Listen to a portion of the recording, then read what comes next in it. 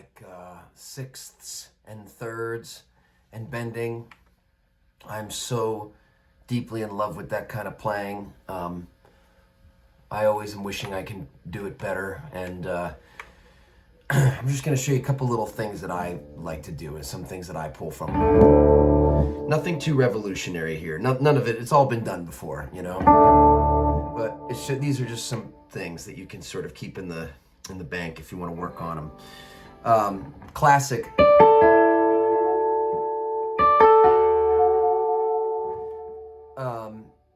That's just a triad. There's a triad bend, you know, going from the 2 into the 3. You know, if we're playing in the key of D, we're bending into that triad, right?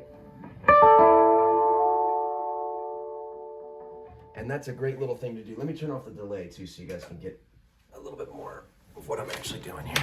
Oops. Go down a whole step. Then you can go down here to G. You know?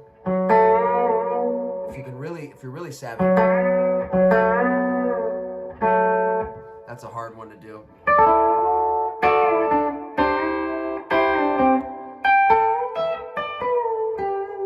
I love that one.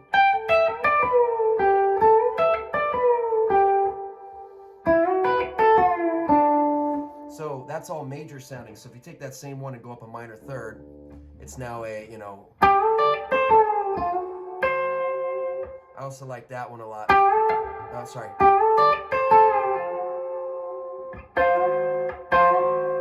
That's a cool one.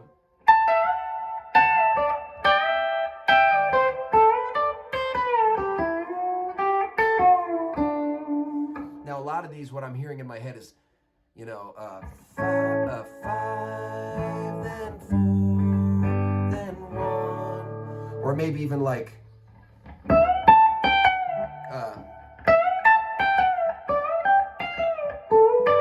sorry, I'm all turned around now. I'm thinking about like if you're in the key of D and you're starting on the 5, so A.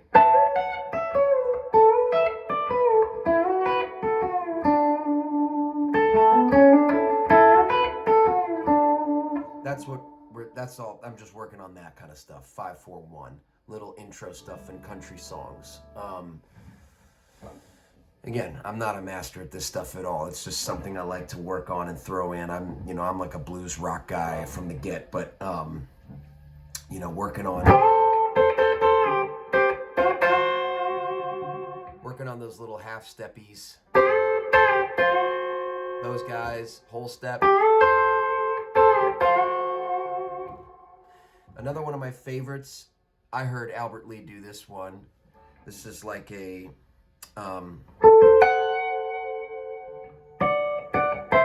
so you know how you can play this sort of Chuck Berry riff?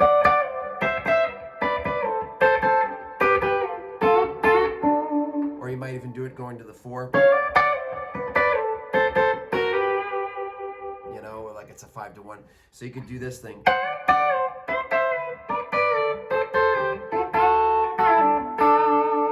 It's one of my faves. Or you could go.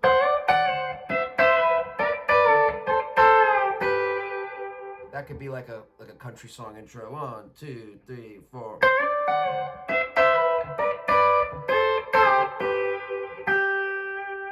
You know?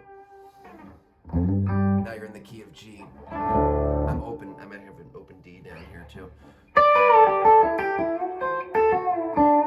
I like this one a lot too. And this one. So I really don't have a huge vocabulary of these. I have maybe like 6 or 7 of them that I kind of go to. But you can play the shit out of those 6 or 7, you know?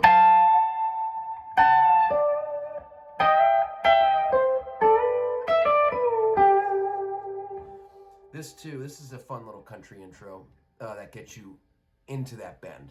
Like if you're that very Byrds sort of thing, the Clarence White sort of thing, or like if you're up here.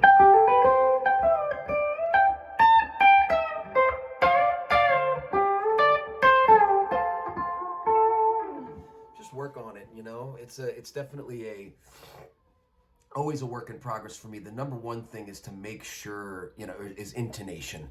Make sure you're practicing having really good, you're really, really crisp with your intonation, and that's the toughest part is just predicting physically where that whole step or that half step is and how much strength or lack of strength you need, remember, half step bend is going to be, it's almost more control than if you're going like this.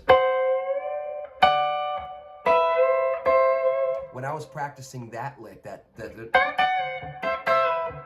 kind of thing, the second bend was the hardest for me. Not this one. That was easy, but this one, that's a tricky little beast there. Because you're just getting that and you're going to half step.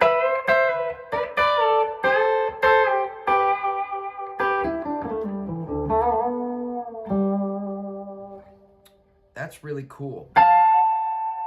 Or this one. I've had people tell me too, it's really hard to keep that finger not moving,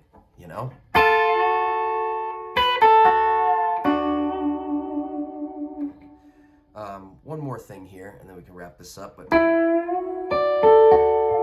so you had that, you have this variation. You have this variation also, which gives you a 7, right? A dominant 7. I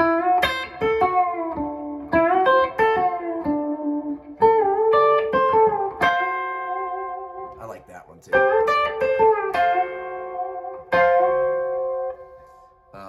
335 is a great guitar for this kind of stuff too. It's like the most versatile instrument that Gibson made, I think, is the 335. It's just got so many capabilities on it. I wish I could say this was an old one. It's not. It's like a reissue, or it's I think it's a Gibson custom 1960, like a custom shop one that I got a couple decades ago, actually.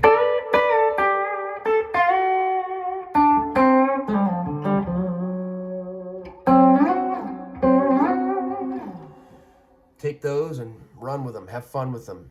Feel free to comment and ask me questions or whatever. And if I miss something, throw that in there too, All right, thanks.